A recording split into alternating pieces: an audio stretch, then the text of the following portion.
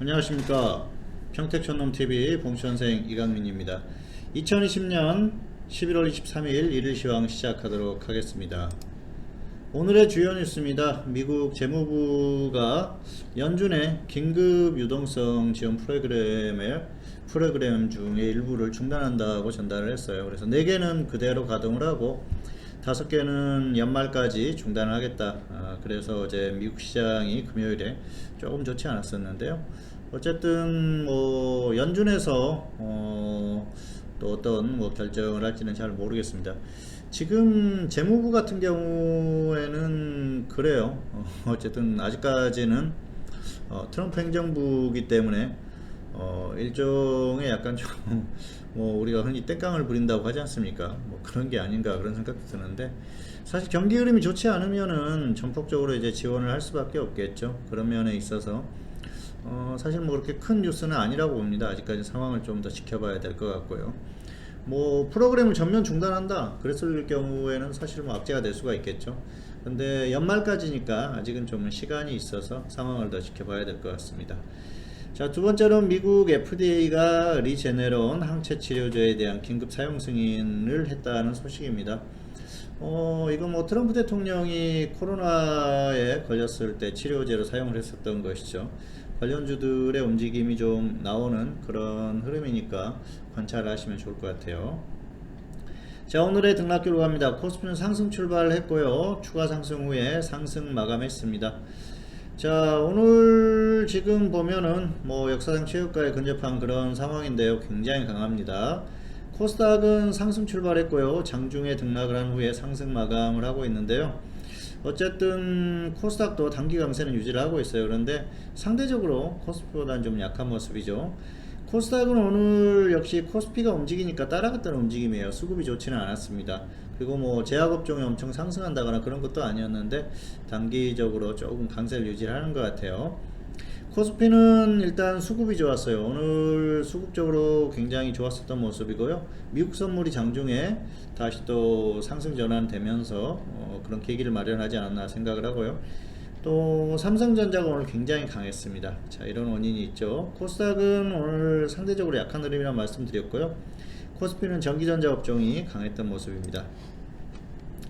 자, 한번 보시죠. 코스피 지수 뭐 엄청나게 강한 그런 흐름입니다. 뭐 역사상 최고가가 2607이었었기 때문에 거의 뭐 돌파했다고 보시면 돼요. 그리고 사실 이게 또 뭐 권리락이라든지 이런 것들을 감안을 하면 실질적으로는 역사상 최고가를 돌파를 했어요.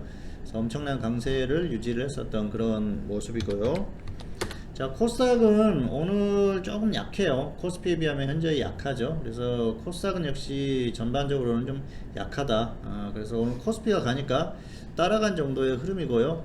코스피 상승의 원인은 역시 수급을 볼 수가 있겠죠. 외국인들이 엄청나게 매수를 했습니다. 그리고 선물 쪽에서도 많이 매수를 해주면서 지수가 좋은 흐름을 만들 수 있는 그런 모습을 보였습니다. 자, 그리고 역시 미국 선물이 오늘 장중의 흐름이 괜찮았죠. 그래서 전반적으로 좋았었던 모습이고요. 자, 그리고 보시면은 역시 삼성전자예요. 오늘 삼성전자가 거의 5% 가까이 상승을 했어요. 삼성전자 역사상 최고가를 계속 돌파를 해서 가고 있죠. 상당히 강한 모습이고요. 지수가 뭐 심하게 꺾이는 흐름이 아니라고 하면은 당분간은 좀 강한 흐름을 유지할 가능성이 높지 않나 그렇게 보고 있습니다.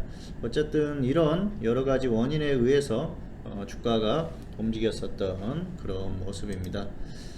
자, 코스피를 보시면은 역시 전기전자죠. 전기전자, 삼성전자가 결국은 지수를 움직였었던 그런 모습이고요. 코스닥 같은 경우에는 전반적으로 좀 약했어요. 오늘 보시면은 상승한 종목도 있는데, 업종도 있는데 하락한 업종들이 좀 눈에 띄게 보이는 그런 상황이고요.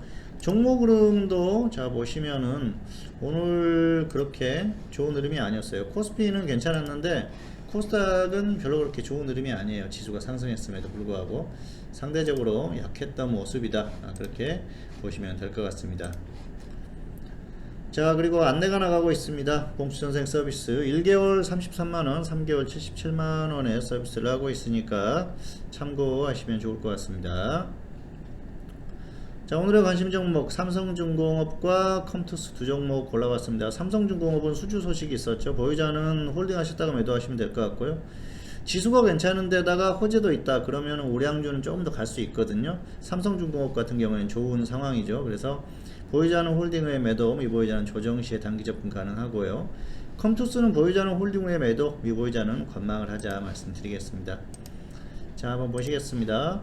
삼성중공업 오늘 굉장히 좋죠. 윗꼬리가 살짝 달렸는데요, 뭐 크게 조정 안 받았어요. 그래서 조금 더 홀딩 하셔도 될 것 같습니다. 아무래도 정고점을 넘어설 가능성이 지금 충분히 있기 때문에 조금 더 가면은 뭐 위에서 매도하시면 될 것 같고요. 없는 분들은 조정 받았을 때 단기 접근도 가능해 보입니다. 자, 그리고 컴투스, 자, 이 종목 오늘 강세를 보이고 있는데요. 컴투스는 좀 홀딩 후에 매도하자, 그리고 없는 분들은 굳이 이제 접근할 필요는 없다고 말씀드렸는데요. 가지고 계신 분들 같은 경우에는 코스닥이 결국 움직이게 되면은 이 디지털 컨텐츠 업종이 움직일 가능성이 높거든요, 게임주들이. 그래서 조금 더 홀딩 하셨다가 정리를 하셔도 될 것 같습니다. 자, 유료회원 매매 결과 신일제약 21,800원 매수 후에 홀딩 중인데요. 자, 한번 보실까요? 이 종목은 오늘 10% 넘어갔어요. 15%가 넘어갔었는데 좀 조정을 받으면서 마감을 하고 있는데요. 괜찮습니다. 21,800원에 매수를 했던 그런 상태라서 거의 뭐 최근 저점에서 매수를 했어요. 그러다 보니까 가격적으로 충분하죠. 2차까지 매수가 됐으면은 더 가격이 낮았을 텐데 1차를 거의 최저가에 매수를 시켰어요. 그래서 크게 불만이 없고요. 뭐 가면은 이 종목은 최소한 50% 이상, 웬만하면은 좀 길게 끌고 가볼 생각입니다. 왜냐하면은 사실 이 종목은 아쉬움이 남아요. 이전에도 여기에서 매수를 해서 여기에서 정리를 못해서 한 30% 정도만 수익 정리를 했었던 종목인데, 이번에는 뭐 가격적으로 훨씬 낮게 매수를 했기 때문에 작게는 50%, 크게는 뭐 100%까지도 볼 수 있지 않을까 생각을 해서 좀 끌고 가볼 생각입니다. 자, 그리고 뭐 다른 종목, 또 금요일에 매수했던 종목이 오늘 상승을 했는데요. 자, KPM테크입니다. 이 종목은 금요일에 종가 매수를 시켰어요. 상승한다는 확신이 있었기 때문에 종가 매수를 시켰겠죠. 오늘 결국 상승이 나오면서 9% 정도 상승했는데요. 이 종목은 하락하면 추가하고요, 상승하면은 조금 끌고 가서 이 종목도 뭐 단기적으로 최소 30%에서 50% 이상은 나오지 않을까 생각을 하고 있는 그런 종목입니다. 그래서 단기 매매에 주력을 하시면 좋을 것 같습니다.